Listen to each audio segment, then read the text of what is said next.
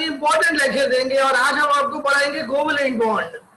लेकिन उससे पहले हमें ये बताइए कि आपको जो पुराने बॉन्डिंग के टॉपिक थे आयनिक बॉन्डिंग तक, कोई सवाल आपको पूछना है, कोई बात आपको पूछनी है तो आप बिला खिंच के पूछ लें।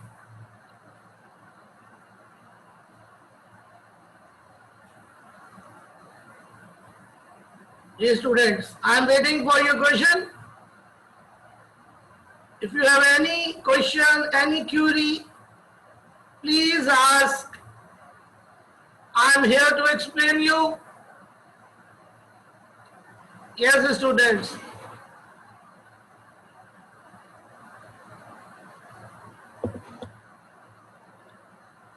Okay, so no question. तो अब मुझे सिर्फ ये बता दीजिए कि आप लोगों को मेरी आवाज बिल्कुल क्लियर आ रही है? आवाज मेरी क्लियर आ रही है, तस्वीर क्लियर आ रही है, तो फिर मैं लेक्चर शुरू करता हूँ।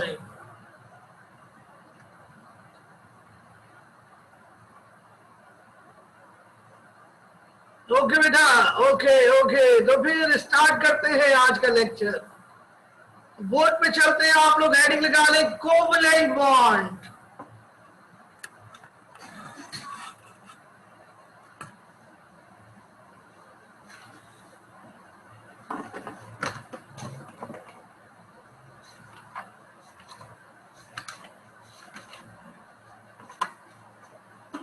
और बच्चों सबसे इंपॉर्टेंट बॉन्ड यही है और इसका नाम है बच्चों कोवैलेंट बॉन्ड।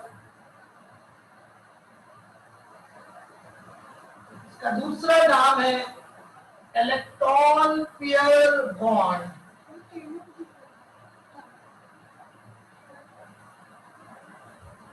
सबसे पहले इसका लफ्जी मतलब सुन लीजिए कोवैलेंट का। देखिए कोवैलेंट दो लफ्जों से मिलकर बना है, को और वैलेंट। को का मतलब होता है शेयरिंग और वैलेंट का मतलब होता है वैलेंस इलेक्ट्रॉन। सो कोवैलेंट का लफ्जी मतलब हुआ sharing of valence electrons, sharing of valence electron. अब बच्चों इसकी डेफिनेशन आपको बताते हैं। What is covalent bond? Covalent bond, a covalent bond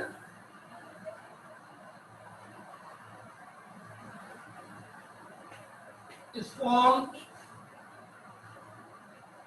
between two atoms of almost same nature by the mutual sharing of one or more electron pairs. Mutual sharing of one or more electron pairs.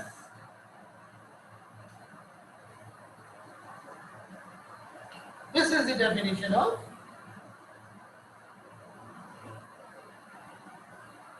covalent bond.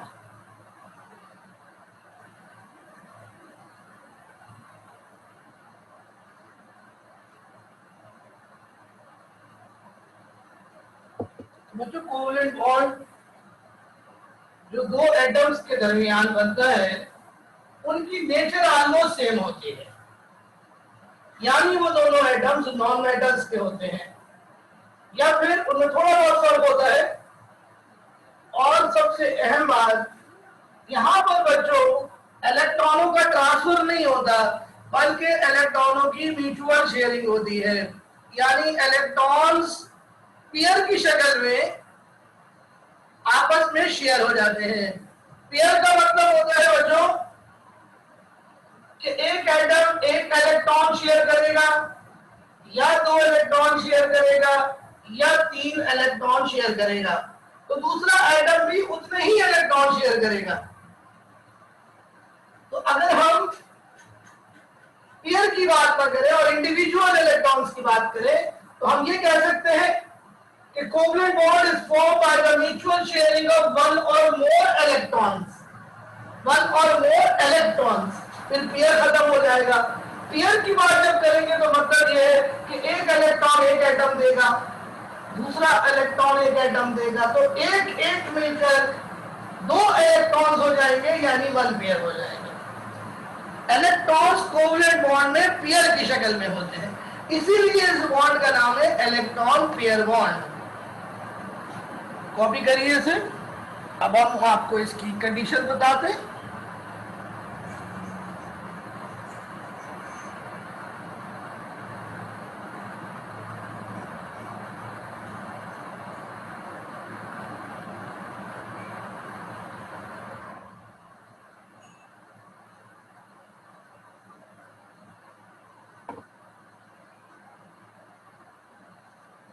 Side heading आप लगाएं conditions और covalent bond formation. कब covalent bond बनेगा, कौन से atom covalent bond बनाएंगे, ये आपको बताते हैं। नहीं बहन सलीम, सेम नेचर की वजह से रिपल्जन नहीं होती बहन। तो ये चार्जेस थोड़ी है कि एक दूसरे को रिपल करेंगे। पहला कंडीशन आपको बढ़ा रहे हैं, नंबर 1, एटम्स ऑफ सेम और ऑलमोस्ट सेम एटम्स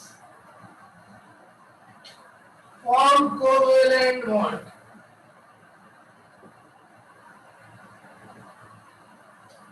मतलब इसका यह है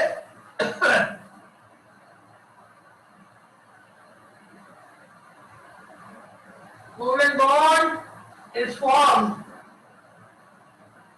between two same or different non-metals। Usually जनाब नॉन मेटल्स जो बॉन्ड बनाती है वो कोवलेंट होता है। अब वो नॉन मेटल चाहे सेम हो चाहे डिफरेंट हो, इससे मतलब नहीं है। देखिए क्या सूरत हाल हुई, गौर से देखिएगा। मैं एक लफ्ज यूज कर रहा हूं एनएम का मतलब है non metal. Non metal plus non metal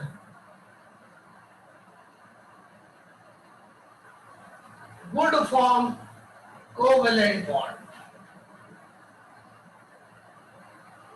non metal plus non metal हमेशा कोवेलेंट बॉन्ड बना। अगर मेटल होगा और नॉन मेटल होगा तो आयोनिक बॉन्ड बनता है, जैसे कल बताया था। अब आप देखिएगा यहां पर weak metal plus non metal is equal to covalent bond. तीसरी बात, transition metal plus non metal is equal to covalent bond. ये 3 केसेस है कोवेलेंट बॉन्ड के।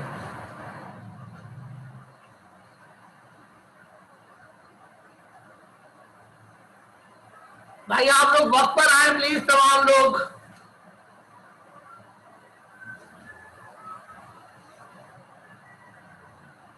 बात समझ में आ गई? दोबारा सुन ले। Non metal when combined with non metal they form covalent bond, चाहे नॉन मेटल वो सेम हो या डिफरेंट हो। वीक मेटल्स जब नॉन मेटल से मिलेगी तो भी कोवेलेंट बॉन्ड बनेगा। वीक मेटल से मुराद है एल्युमिनियम और दूसरी मेटल्स। और इसी तरह ट्रांजिशन मेटल जब नॉन मेटल से मिलेगी they also form covalent bond. और अब एक बहुत आसान सा रूल सुनो।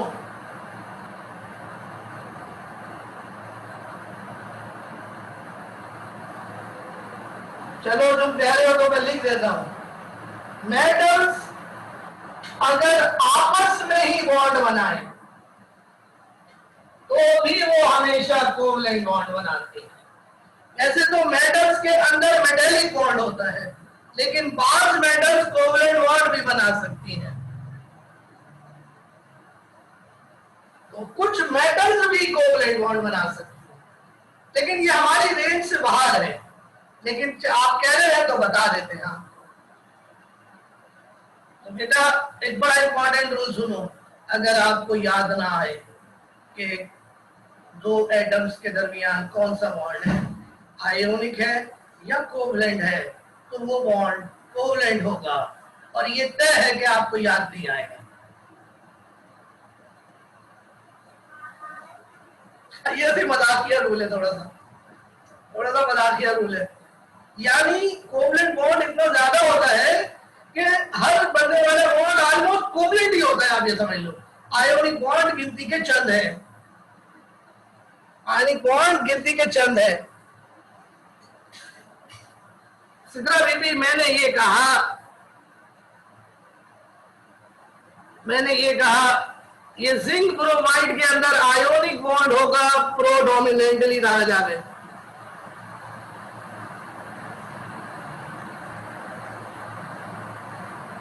ज्यादातर सॉल्ट में आयोनिक होता है दानियाल। सिद्रा, मैंने ये कहा कि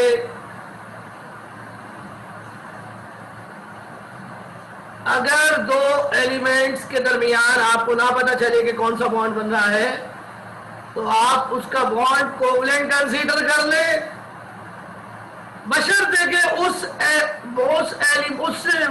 मॉलिक्यूल में सोडियम और पोटेशियम ना हो। बस आंखें बंद करके हर बॉन्ड कोवलेंट है। बस आयोनिक बॉन्ड जब होगा तो आपको पता चल जाएगा, आप सोडियम को देख लेंगे, पोटेशियम को देख लेंगे तो आयनिक बॉन्ड होगा। ये पहली कंडीशन है जनाब आयनिक बॉन्ड की। अब दूसरी कंडीशन आपको बताते हैं, तवज्जो के साथ देखिएगा।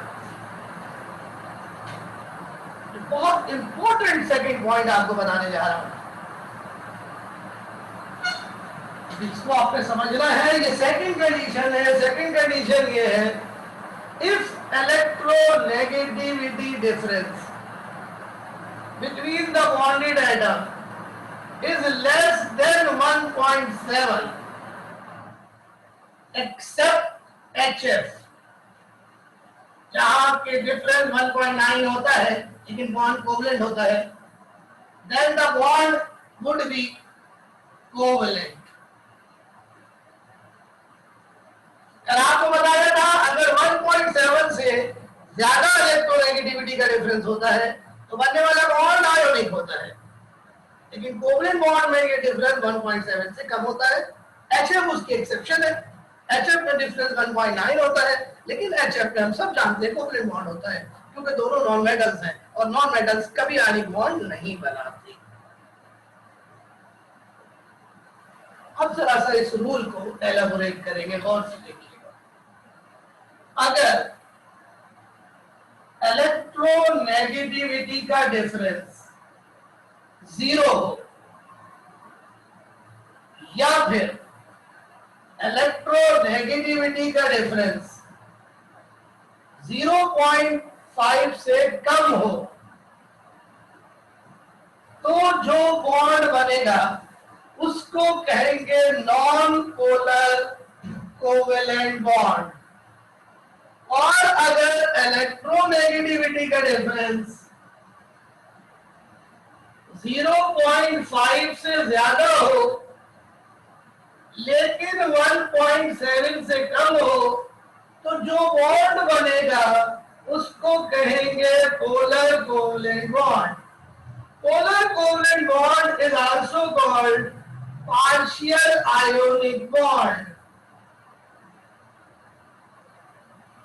and this is also known as partial ionic character in covalent bond।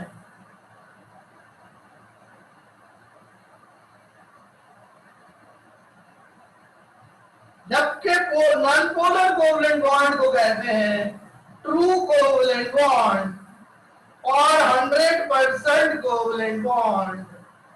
So covalent bond दो तरह का हो गया, non-polar and polar। Polar bond behave like ionic bond।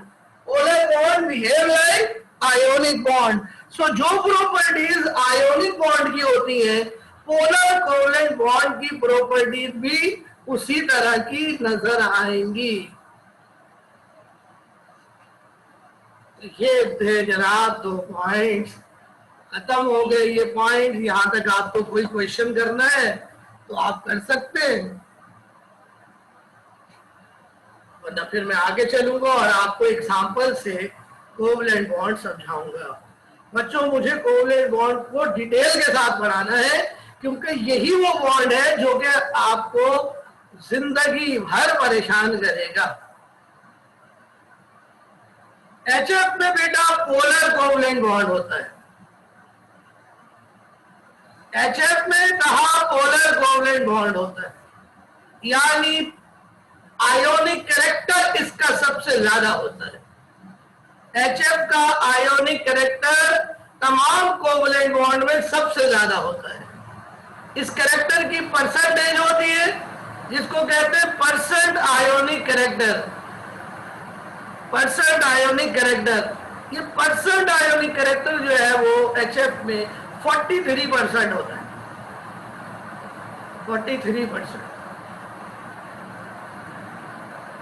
Sania Zaheer आपको आगे पढ़ाऊंगा बेटा ये कि आयोनिक कैरेक्टर क्या होता है। थोड़ा सा सब्र कर लीजिए, हर बात एक ही वक्त में नहीं खोल सकता, बहुत प्रॉब्लम हो जाएगी। आहिस्ता आहिस्ता चीजों को एक्सपोज करेंगे।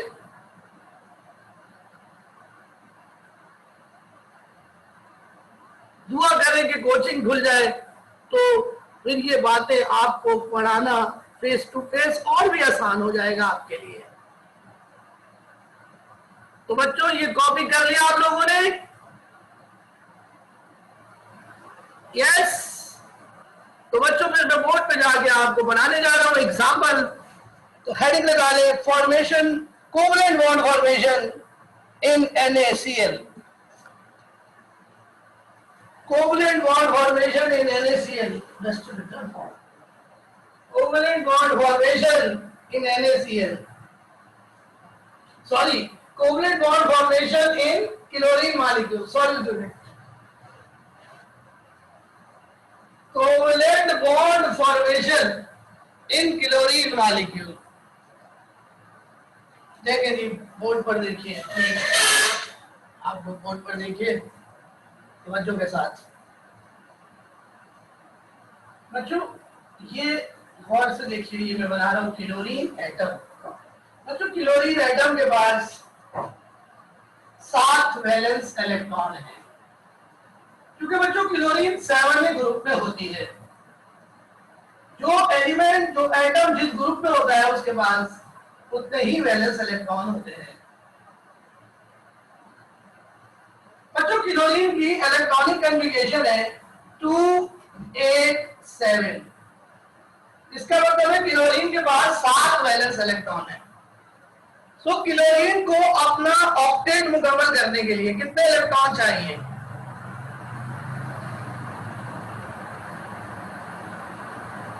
जी, 1 इलेक्ट्रॉन चाहिए। ये बहुत सही है। अब आप देखिए इसके बराबर में ये कौन है? यानी बच्चों ये दूसरा क्लोरीन एटम है। ये उसके पास 7 वैलेंस इलेक्ट्रॉन हमने क्रॉस की शक्ल में दिखाए हैं।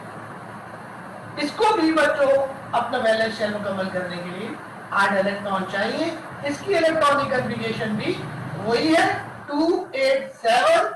This is the valence shell. ये दोनों क्लोरीन एटम्स को अपना वैलेंस शेल मुकम्मल करने के लिए 1 इलेक्ट्रॉन की जरूरत है। यानी बच्चों ये दोनों एटम्स इलेक्ट्रॉन डोनेट नहीं कर सकते, क्योंकि ये दोनों नॉन मेटल्स हैं और नॉन मेटल्स सिर्फ इलेक्ट्रॉन एक्सेप्ट कर सकती हैं, ले सकती हैं। तो बच्चों, जैसे इन दोनों को अपना बॉन्ड बनाना है तो ये दोनों एटम एक दूसरे के करीब आएंगे और अपने इन इलेक्ट्रॉन्स को जो अनपेयर्ड है शेयर कर लेंगे। इससे पहले कि मैं आगे जाऊं, आपको बताता हूं कि ये इलेक्ट्रॉन जो दो की शक्ल में नजर आ रहे हैं, इनको कहते हैं पेयर्ड वैलेंस इलेक्ट्रॉन्स। और बच्चों के नीचे जो दो इलेक्ट्रॉन्स आपको नजर आ रहे हैं जो कि अकेले अकेले एक एक की शक्ल में है, इनको कहते हैं अनपेयर्ड वैलेंस इलेक्ट्रॉन। गौर से सुन लीजिए, अब ये बार बार बात नहीं रिपीट होगी। केमिकल बॉन्डिंग में सिर्फ अनपेयर्ड इलेक्ट्रॉन हिस्सा लेते हैं, वो इलेक्ट्रॉन जो पेयर्ड होते हैं वो हिस्सा नहीं लेते, वो बॉन्डिंग के बाद एज इट इज बच जाते हैं। So only valence electron take part in bonding, only unpaired electron take part in bonding, फिर ये वाले इलेक्ट्रॉन हिस्सा लेंगे। बात समझ में आ गई? अब बच्चों ये दोनों एटम आपस में कंबाइन होंगे तो क्या सूरत हाल होगी देखिए। ये क्लोरीन का एटम है और ये दूसरा क्लोरीन का एटम है, ये दोनों अपने वैलेंस इलेक्ट्रॉन शेयर करेंगे। शेयरिंग का मकसद ये है कि दोनों के पास 8-8 इलेक्ट्रॉन हो जाए।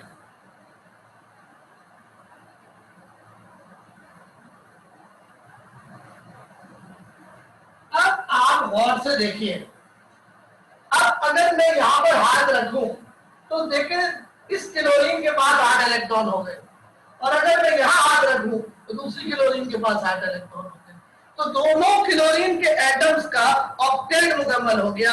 आइए इनकी इलेक्ट्रॉनिक कॉन्फ़िगरेशन लिखते हैं हम। 2 8 8, दूसरे वाले की देखिए 2 8 8, ये दो इलेक्ट्रॉन जो शेयर हुए हैं ये दोनों एटम्स के लिए काउंट करेंगे। बच्चों ये जो दोनों इलेक्ट्रॉन शेयर हुए हैं इनको कहते हैं शेयर्ड इलेक्ट्रॉन पेयर, और इनका दूसरा नाम होता है bond pair, and this bond pair is called covalent bond. इसी बॉन्ड पेयर को कोवेलेंट बॉन्ड कहते हैं।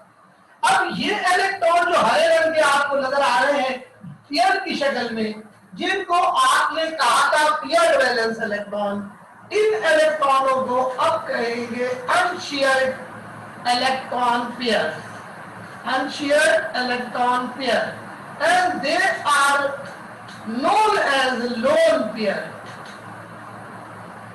तो ये टोटल लोन पेयर देखिए, 3 यहां है 3 यहां है, हर एटम के पास 3 से ज्यादा लोन पेयर नहीं हो सकते, ज्यादा से ज्यादा 3 हो सकते हैं। प्यारे बच्चों ये जो स्ट्रक्चर बना है इसके बारे में अभी बात करेंगे। पहले इस स्ट्रक्चर को शॉर्ट फॉर्म में लिखेंगे। बच्चों ये इलेक्ट्रॉन का पेयर जो शेयर हुआ है इसको हम एक लकीर से जाहिर करेंगे, एक सिंगल डैश से जाहिर करेंगे। इस सिंगल डैश को कहेंगे सिंगल बॉन्ड। तो कोवेलेंट बॉन्ड को जाहिर करने के लिए हम एक लाइन यूज करेंगे।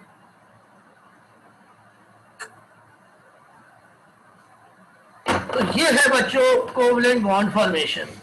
एक बात आपको अभी बतानी है और एक बात और बतानी है, 2 बातें बतानी है, लेकिन उससे पहले आप इसे कॉपी कर लें।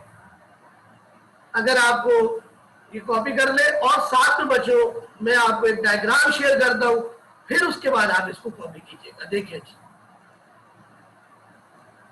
ये देखिए जनाब आपके लिए एक डायग्राम है। ये डायग्राम से आप इसको समझने की कोशिश करें।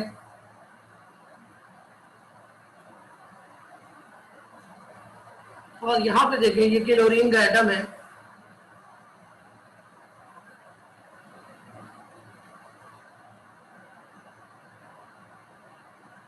ये क्लोरीन का एटम है देखें, और इसके पास आपको 7 वैलेंस इलेक्ट्रॉन नजर आ रहे हैं। ये इलेक्ट्रॉन आपस में शेयर हो गए बच्चों दोनों के। ये दूसरा क्लोरीन एटम है, उसके वैलेंस शेल में भी 7 इलेक्ट्रॉन है। अब बच्चों जब ये दोनों एटम करीब आएंगे तभी शेयरिंग हो सकेगी, दूर से तो शेयरिंग नहीं हो सकती। तो दोनों एटम करीब आएंगे और अपने वैलेंस शेल एक दूसरे के ऊपर ओवरलैप कर लेंगे। ये इलेक्ट्रॉन है लाल रंग से जो शेयर हुए हैं, और इस तरह क्लोरीन मॉलिक्यूल बन जाएगा, Cl2 बन जाएगा। इसी बात को बच्चों मैंने यहां पर आपके सामने दिखाया है। ये देखिए, ये एक और डायग्राम मैंने बनाई हुई है आपके लिए, जो बोर्ड पे मैंने बनाई है। ज्यादा क्लियर नजर आ रही होगी बनिस्बत वहां के।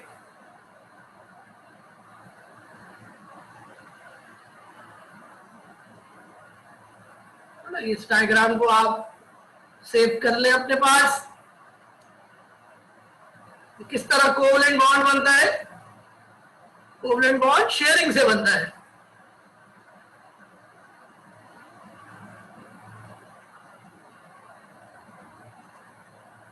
जी, और अब मैं आपको वो बात बताने जा रहा हूं जो मैंने, ये कॉपी हो गया बेटा?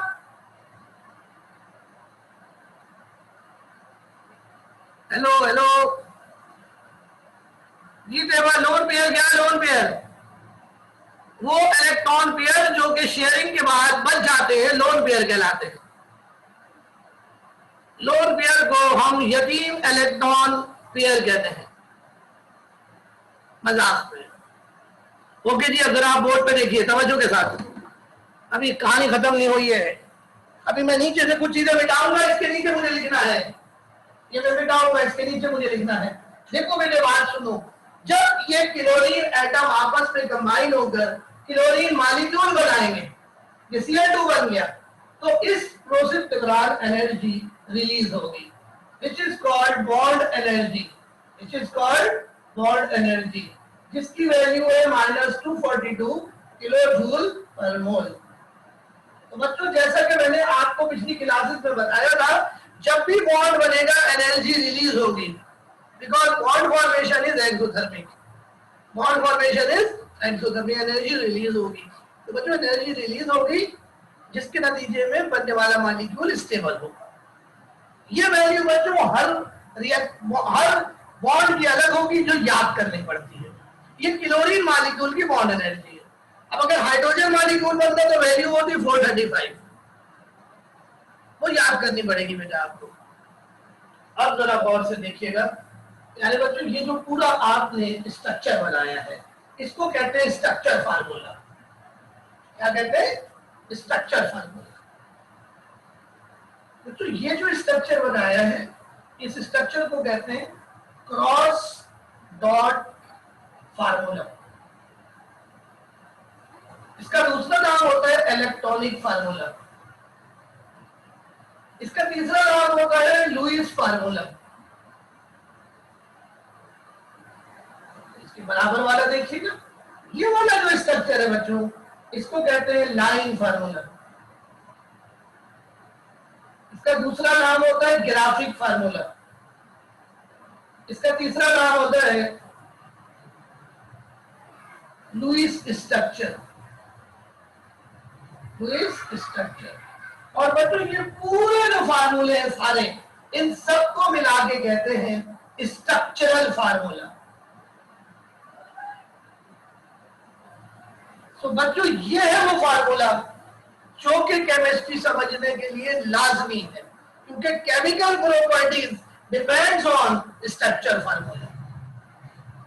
प्रॉपर्टीज किसी भी कंपाउंड की स्ट्रक्चर पर डिपेंड करती है।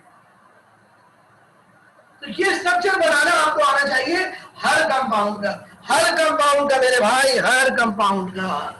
और दुनिया में लाखों करोड़ों कंपाउंड है, उन सब का स्ट्रक्चर आपको ड्रॉ करना आना चाहिए। रिड्यूस सिलेबस में तो उन्होंने सब कुछ निकाल दिया, लेकिन केमिस्ट्री तो नाम ही स्ट्रक्चर्स का है। तो ये स्ट्रक्चर बनाना सिखाएंगे आपको। तो यहां तक बात समझ में आ रही है आप लोगों के या नहीं?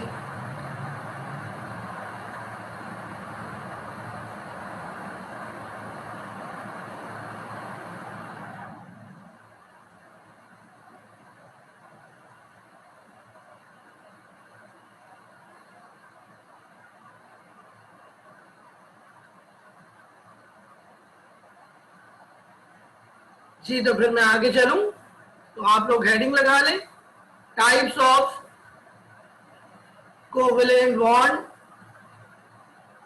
Based on number of shared electron pair. आप लोग बोर्ड पे अब देखेंगे,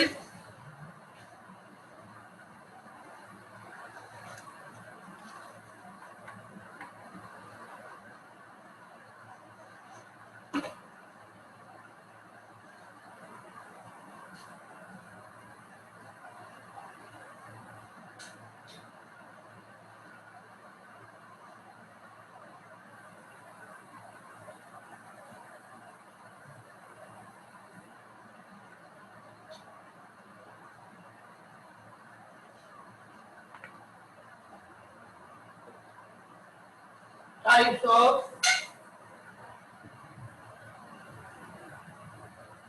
covalent bond based on number of shared electron pair. तीन तरह का कोवलेंट बॉन्ड होता है शेयर्ड इलेक्ट्रॉन पेयर के लिहाज से। शेयर्ड इलेक्ट्रॉन पेयर की तादाद 1 से लेकर 3 तक होती है। ऐसा कोवलेंट बॉन्ड जिसमें शेयर्ड इलेक्ट्रॉन पेयर 1 होता है उसको कहते हैं single covalent bond, also called single bond। और आगे चलकर इस बॉन्ड को हम कहेंगे सिग्मा बॉन्ड, और सिग्मा बॉन्ड का सिंबल होगा ये वाला, देखिए ये सिग्मा का साइन है। इसमें हम एक सर्कल बना के उसकी चोंच जो है वो मोड़ देंगे ऐसे करके, सिग्मा बॉन्ड ऐसे बेटा, ओके। दूसरी टाइप को कहते हैं double covalent bond, simply it is called double bond. आगे चलकर हम इसको बोलेंगे अब पाई बॉन्ड, ये पाई का साइन है बच्चों, अब पाई बॉन्ड। और तीसरी टाइप को कहते हैं triple covalent bond, simply called triple bond. And आगे चलकर इसको बोलेंगे 2 पाई बॉन्ड्स, 2 पाई बॉन्ड्स। बहुत से सुन लीजिए, इन दोनों बॉन्ड को यानी डबल और ट्रिपल बॉन्ड को मिलाकर कहते हैं मल्टीपल बॉन्ड्स। यानी double bond is also called multiple bond, triple bond is also called multiple bond. अब बच्चों इनकी डेफिनेशन सुनिएगा, इनके रूल सुनिएगा, और ये मैं आपको पढ़ा रहा हूं। कोशिश करूंगा कि एग्जाम्पल आज नहीं हो सकेंगी, कल कराऊंगा इनके example. Single covalent bond involves sharing of 1 electron pair, यानी टोटल 2 इलेक्ट्रॉन शेयर होते हैं। यहां पे बच्चों इन्वॉल्व डबल बॉन्ड में involve sharing of 2 electron pairs, 2 electron pairs, यानी टोटल 4 इलेक्ट्रॉन शेयर होंगे। जबकि ट्रिपल कोवलेंट बॉन्ड में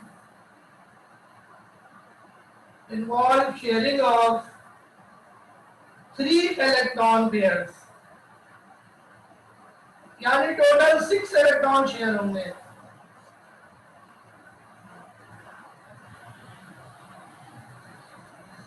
और जो सिंगल बॉन्ड को सिंगल लाइन से जाहिर करेंगे, डबल बॉन्ड को डबल लाइन से जाहिर करेंगे, और ट्रिपल बॉन्ड को ट्रिपल लाइन से जाहिर करेंगे।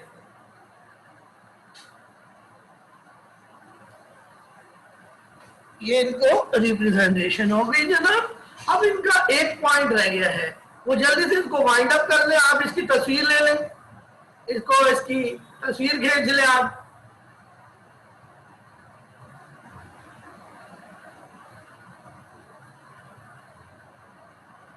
ओके, मिटा दूं भाई? तो जल्दी से देखें जी, मिटा रहा हूं मैं।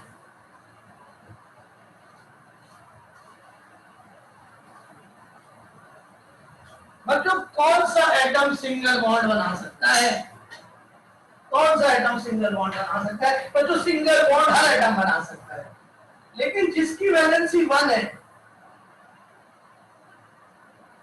वो मजबूर है, वो सिर्फ सिंगल बना सकता है।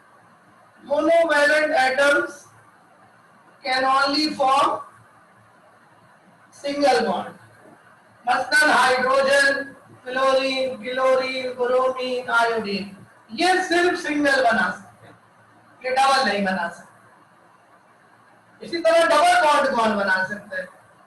सिर्फ डबल बॉन्ड वो बना सकता है जिसकी वैलेंसी 2 हो या 2 से ज्यादा हो, यानी पॉलीवैलेंट हो।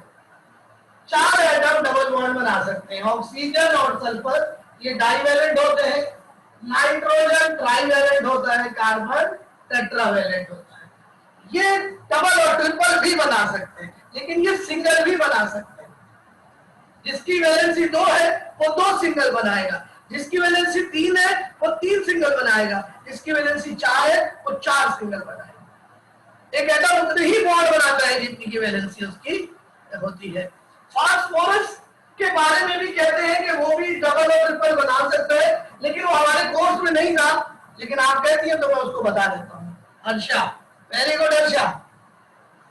और ट्रिपल कौन बना सकता है? ट्रिपल सिर्फ वो बना सकता है जो पॉलीवैलेंट हो, और पॉलीवैलेंट हमारे पास 2 एटम है, कार्बन, नाइट्रोजन और फास्फोरस। लेकिन प्यारे बच्चों, हमें जो याद करने वो ये 2 याद करने हैं बस। तो ये सिर्फ सिंगल बनाने वाले, ये डबल बनाने वाले, ये ट्रिपल बनाने वाले, ये याद रखेंगे। कार्बन की वैलेंसी 4 होती है, मैंने लिख दिया। नाइट्रोजन की वैलेंसी 3 होती है, फास्फोरस की 3 होती है, ऑक्सीजन की 2 होती है, सल्फर की 2 होती है। तो जनाब ये चार्ट मुकम्मल हो गया है। बहुत इंपॉर्टेंट चार्ट है ये। इसका पता चलेगा आपको कल, जब मैं स्ट्रक्चर बनवाऊंगा। मैं बस सही है। इसका पता चलेगा जब मैं कल स्ट्रक्चर बनवाऊंगा, और इसका पता चलेगा सेकेंड ईयर और थर्ड ईयर में, जब हर चीज में ये सारे एटम्स इन्वॉल्व होंगे। सो बच्चों, ये था आज का लेक्चर। उम्मीद है आप लोगों को समझ में आया होगा। बहुत ही मेहनत के साथ कंपाइल किया था आज का लेक्चर आपके लिए। सो आपके फीडबैक के मुंतजिर हूं। कैसा रहा आज का लेक्चर? कोई सवाल? आपकी क्या सजेशन है, क्या कहना चाहते हैं? Right your message in the chat box. कोई सवाल है तो भी चैट बॉक्स में।